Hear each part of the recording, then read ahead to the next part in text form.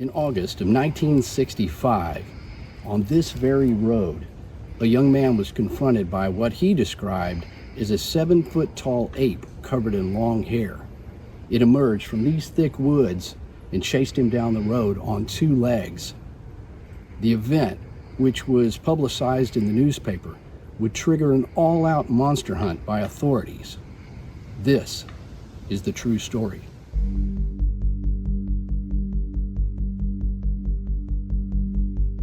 On August 20th, 1965, at 4:30 in the afternoon, 13-year-old Johnny Maples was walking on a road in Marion County, north of the small town of Jefferson, when he heard a noise in the bushes. He thought it might be a friend who lived nearby, so he called out. When no one answered, he threw a few rocks into the bushes, figuring it was a small animal. Suddenly, a large, hairy beast emerged from the trees behind a fence, presumably having been hit by one of the rocks. It jumped over the fence and started toward him. Johnny panicked and started running. Maples told a reporter from the Marshall News Messenger that he ran as fast as he could, but the creature was able to keep up by merely walking. The boy kept running, all the while looking back to see if the hairy beast was still in pursuit. According to Maples, the last time I turned around, the beast had gone off the road and disappeared into the woods. I could hear him moving around, but I didn't see him again. The young man described it as a 7-foot-tall ape with long black hair all over its body except for the face, stomach, and palms of its hands, which he noted hung down below its knees. Eventually, a neighbor drove by and gave Johnny a ride the rest of the way home. When he got home and told his mother the story, and she said he was literally in a state of shock, she immediately called the Marion County Sheriff's Office.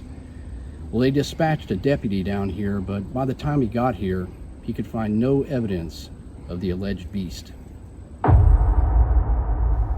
Shortly after the Maples incident, Mary Manning and her daughter Rosemary were at the old Foundry Cemetery on the north side of Jefferson when they heard a howl in the woods. It sounded like a big animal. The next day, Miss Manning and her husband Herbert returned to the cemetery to have a look around. At the back of the grounds, outside the fence, they found a set of huge tracks that led to a small creek. 4 days later, more tracks were found.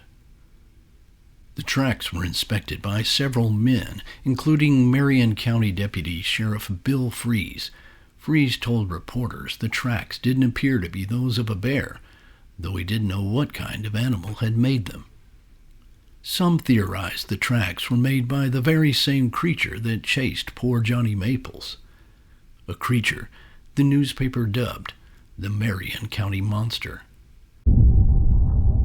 While the investigators were inspecting the tracks, a man who lived near the cemetery came down and told them he spotted 2 large black figures of some sort in the woods.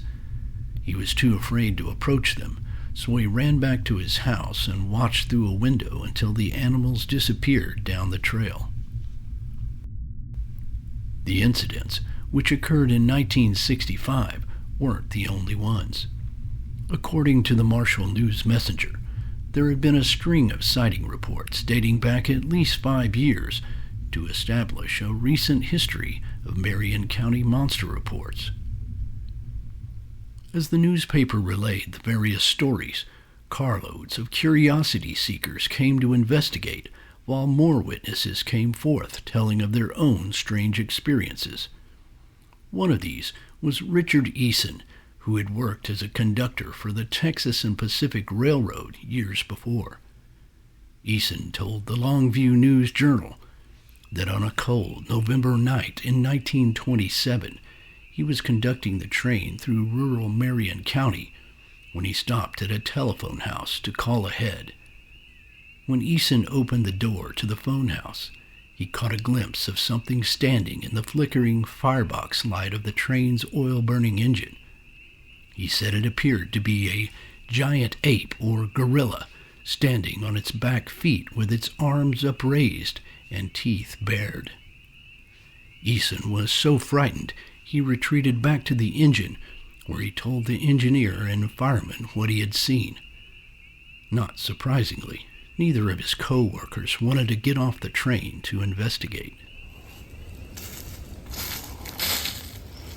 The events resulted in an organized monster hunt in which locals and a few outsiders who had read about this in the newspaper plunged into these very woods in search of the mystery beast. It was like something out of a B horror movie, but it actually happened. Sheriff Luke Walker of Jefferson told a reporter that Bigfoot hunters from 3 states had overrun his small town since news of Johnny Maple's encounter had spread. Some rather harrowing incidents involving alleged murderous ape-like creatures were said to have taken place around the same time. The information was published in 1970 by the now-defunct Bigfoot Bulletin. The report was submitted by a man named Nick Campbell, who was an Army trainee stationed at Fort Ord, California. Campbell related that 2 of his fellow trainees from the Texas National Guard, a Private David Lawson and a Private Royal Jacobs, both from Longview, Texas, told him, "In about the year of 1965, there was a rash of reports of a giant hairy creature roaming the thickets and backcountry between Jefferson and Longview, Texas. A man and his little daughter reported it as being large, black, and not a bear. Several head of cattle and a couple of people were supposedly killed by it. Private Jacobs was a member of a posse that hunted the creature when he was a teenager. He told me he saw the body of one of the murdered people and that the victim had been torn apart. At the time, he threw his gun back in the car and went home." While the truth of this extreme report remains a mystery, there is definitely a history of unexplained sightings that suggest a Bigfoot-like creature stalked, and possibly still stalks, the wild areas of Marion County. Marion County seems to be the perfect location for such a creature, with its thickly wooded landscape and proximity to Fouke, Arkansas, home of the legend of Boggy Creek, and to the swampy domain of Caddo Lake. As one of the largest flooded forests in the United States, Caddo conjures images of a primordial past with its towering cypress trees draped in Spanish moss.